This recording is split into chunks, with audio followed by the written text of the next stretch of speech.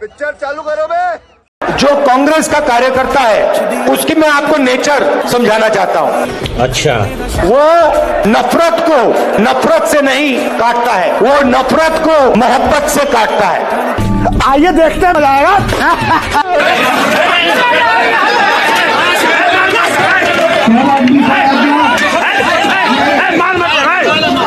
वो नफरत से नहीं काटता है, वो नफरत को मोहब्बत से काटता है।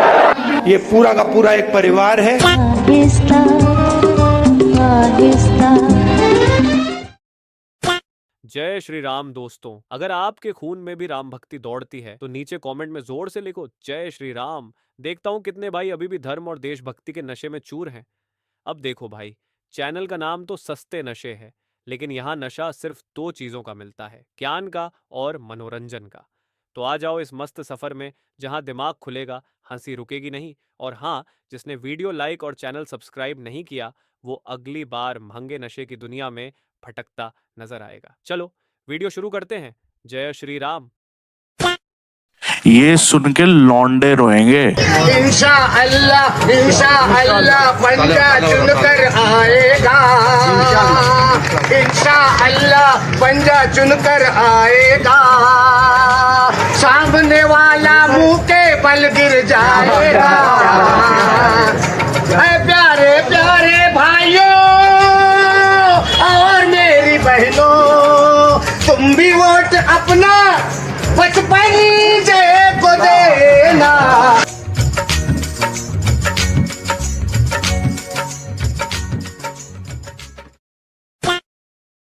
तो ले आओ जो तुमने करना है। दाएं से आना है, बाएं से आना है, ऊपर से आना है, नीचे से आना है, इकट्ठे आना है, किसी के साथ आना है। एक बार मजा ना करा दिया ना तो पैसे वापस, ठीक है ना। किस कलर की चड्डी पहने हो? बता दो ना। मुनीर साहब, अगर आपको अफगानिस्तान से जंग जीतनी है तो हमें बॉर्डर पे खड़ा करें। आपको पता है हम पठानों की फेवरेट खुराक है। हम उनको इतना कमजोर कर देंगे, इतना कमजोर कर देंगे कि वो जंग हार जाएंगे। हाँ, ये देखें, ये 21वीं सदी में हमारे घर में इस्लामाबाद में रहते हुए लकड़ियों पे खाना बना। इसकी क्या वजह है मम्मा?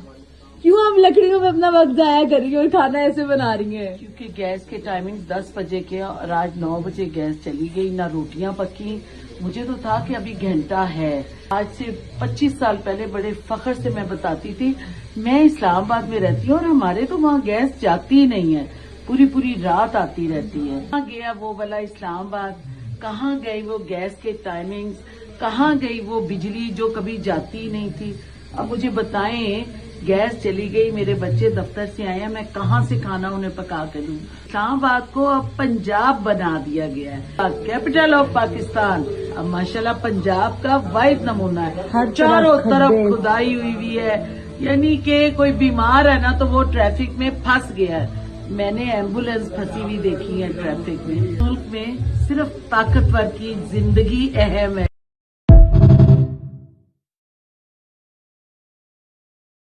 दाएं से आना है, बाएं से आना है, ऊपर से आना है, नीचे से आना है, इकट्ठे आना है, किसी के साथ आना है। एक बार मजा ना करा दिया ना तो पैसे वापस। जेएनयू में 8000 स्टूडेंट्स हैं, मगर 8000 स्टूडेंट्स के भविष्य को क्यों आप खराब कर रहे हो?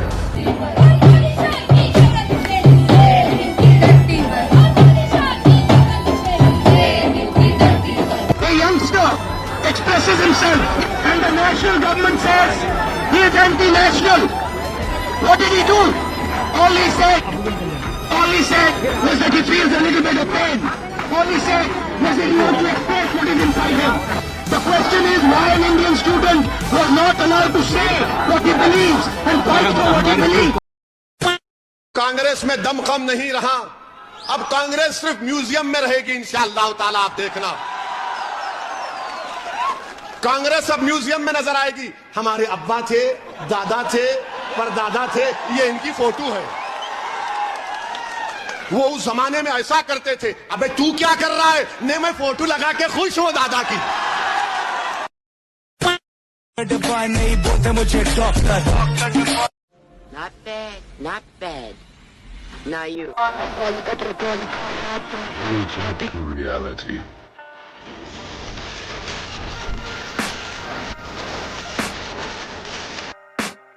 बांग्लादेश ने इंडिया को धमकी दी है कि आप लोगों ने मुस्तफिजुर को आईपीएल से बैन किया, अब हमारी बारी है, हम अपनी टीम इंडिया में खेलने नहीं भेजेंगे।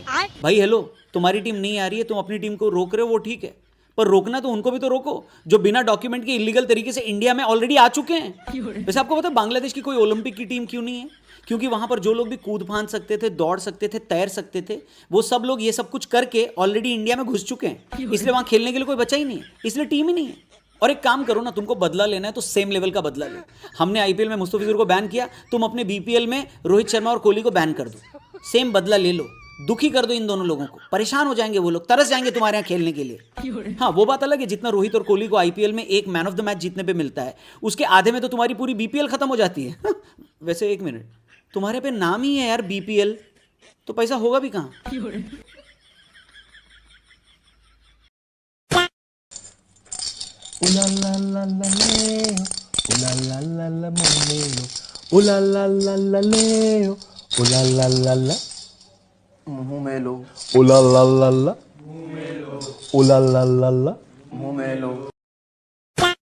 अलीगढ़ मुस्लिम यूनिवर्सिटी का नाम बदलकर भीमराव अंबेडकर यूनिवर्सिटी रख दो।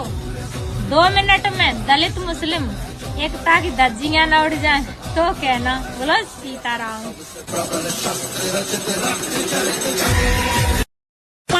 Welcome to Paki Trash, where pooping in public earns you a badge of honor. Doing it with your mouth? Extra points. Arabic stall in the trash. What's on the menu? Diarrhea. A donkey and dog staring at trash, pondering life's purpose. The Paki Trash flag is waving, torn, dirty, and over it, just like the country. More trash. It's the local art form. Someone's digging through trash. Maybe they'll find soap or dignity. A dog's on a mission, searching for anything but trash. Someone's building a house, but no plans for toilets or showers. More trash, more chaos. It's the Paki Trash aesthetic. People standing and working in trash. Just another day in Paki Trash. A man spits on the ground. Ritual of the land. More trash, more hopelessness. Same tea stall, still selling mystery drinks, still drowning in trash. A kid poops next to the stall. Paki Trash at its finest. A goat stands proudly next to trash, like it owns the place. Escape mode activated. I'm out. ये भारत देश है, कुछ दिनों तो से अपना हाल बिल्कुल नेपाल की तरह होने वाला है।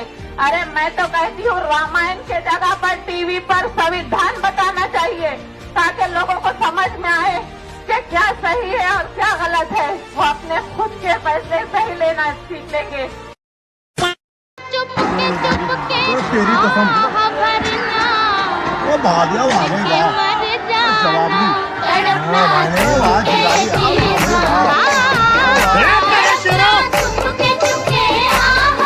तू तो गया बेटे।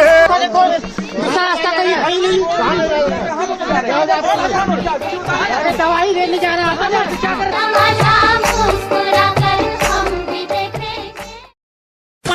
ये पीएमसीएच के हम बाहर है, ठीक है, और पीएमसीएच के बाहर जैसे आप आएंगे तो आपको मिल जाएगा ये क्या है पता है?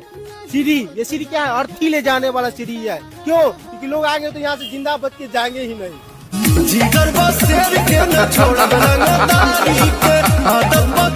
आप क्या डरे हुए ये बताइए, आप डरे हुए परिवार के साथ? पूरा परिवार डरा हुआ यार, मौत से किसको डर नहीं लगता, मेरे को जिंदगी में सिर्फ एक ही चीज से डर लगता था, मौत से। भाई मुझे चुन के लाओ, मैं एक गरीब आदमी हूँ, मैं देश को बनाऊंगा। हर एक लोगों को, इस देश में रहने वालों को 2 करोड़ युवाओं को हर साल नौकरी दूंगा। दिया नौकरी? नहीं, आपको मिला होगा, क्योंकि यहाँ लड़ाकू लोग ज्यादा है, लड़ने वाले हैं।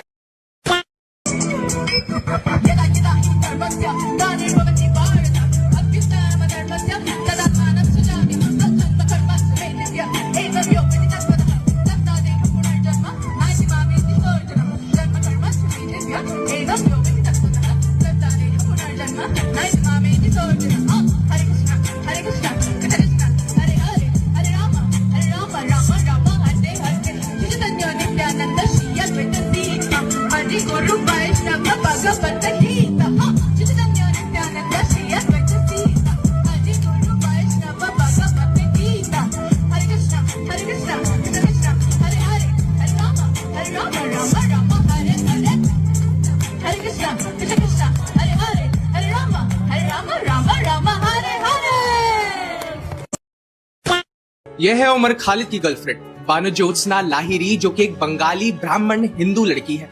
लेकिन क्या हमारे लिए एक चिंता का विषय होना चाहिए?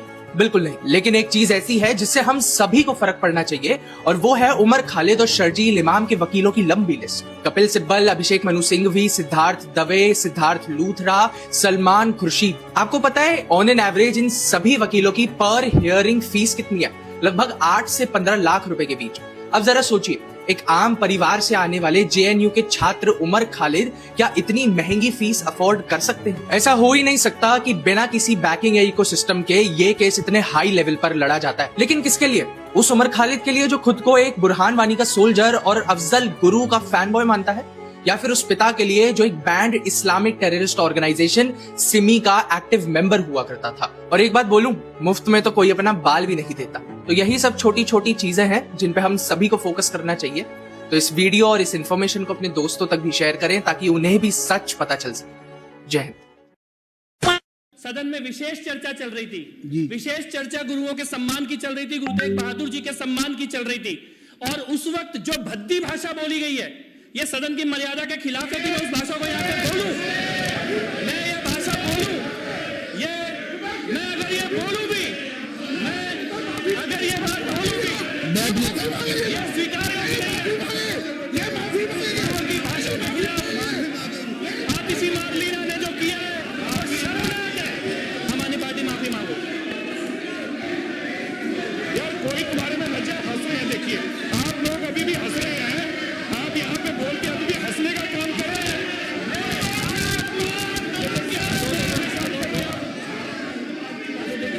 देखिए आप हंसने का काम कर रहे हैं।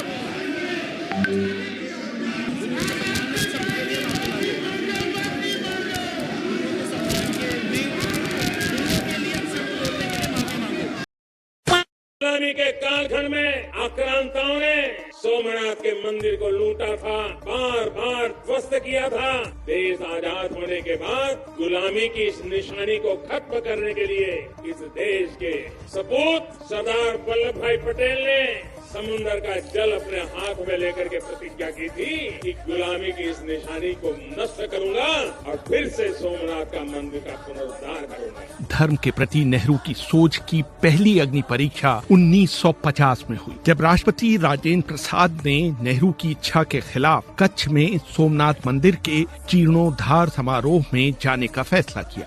राजेंद्र प्रसाद की इस अवज्ञा से नेहरू इतने नाराज हुए थे कि उन्होंने सूचना मंत्रालय को निर्देश दिए थे कि इस मौके पर राजेंद्र प्रसाद द्वारा दिए गए भाषण को सरकारी माध्यमों में न कवर किया जाए। सोमनाथ के लिए सरकारी पैसा का इस्तेमाल होने वाला था, पंडित जी ने उसको रोका। अगर सरदार साहब ने काम न किया होता, ये संकल्प न लिया होता, तो आज शिव भक्तों के लिए सोमनाथ में पूजा करने के लिए हम हिंदुस्तानियों को वीजा लेना पड़ता, वीजा लेना।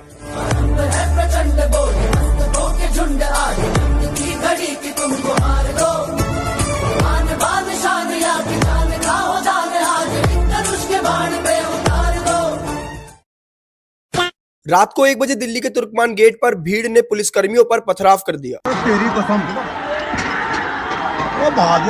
पूरा केस समझते हैं। एक पेटिशनर प्रीत सिरोही ने दिल्ली हाईकोर्ट में पिटीशन फाइल करी कि तुर्कमान गेट के पास जो मस्जिद है उसके आसपास काफी एरिया इलीगली एनक्रोच है और उसमें कंस्ट्रक्शन किया हुआ है। वो इस इश्यू को लेकर गवर्नमेंट के पास भी गए थे, लेकिन गवर्नमेंट ने कुछ एक्शन नहीं लिया, तो उन्होंने पिटीशन फाइल कर दी। पिटिशनर ने कोर्ट में जो डॉक्यूमेंट सबमिट किए उन प्रूफ में इतनी जानती कि दिल्ली हाईकोर्ट ने मात्र 3 महीने में इलीगल कंस्ट्रक्शन को हटाने के ऑर्डर दे दिए। कोर्ट के ऑर्डर को फॉलो करते हुए एमसीडी पहुंच गई 30 से ज्यादा जेसीबी को लेकर उस एरिया को साफ करने के लिए। इतनी सारी जेसीबी को देखकर एरिया के अंदर हलचल हो गई और कुछ लोगों ने अफवाह फैला दी कि ये लोग मस्जिद को तोड़ने आए हैं, जिसके बाद भीड़ ने पुलिसकर्मियों पर पथराव कर दिया, जिसमें 5 से ज्यादा पुलिसकर्मी घायल हो गए। उसके बाद पुलिस ने टीयर गैस का इस्तेमाल किया और भीड़ को भगाया और पब्लिक लैंड पर जो इलीगल कंस्ट्रक्शन था वो सबको हटा दिया। अब पुलिस जो है वो कैमरे में उन लोगों को ढूंढ रही है जिन्होंने पथराव किया है। कुछ मुस्लिम इन्फ्लुएंसर झूठी खबर फैलाकर कि मस्जिद को तोड़ दिया गया है, लोगों को भड़काने का काम कर रहे हैं और कुछ बच्चे पिटिशनर प्रीत सिरोही को मारने की धमकी दे रहे हैं। सब इसकी गलती है, इसकी एक दफा शक्ल देख लो।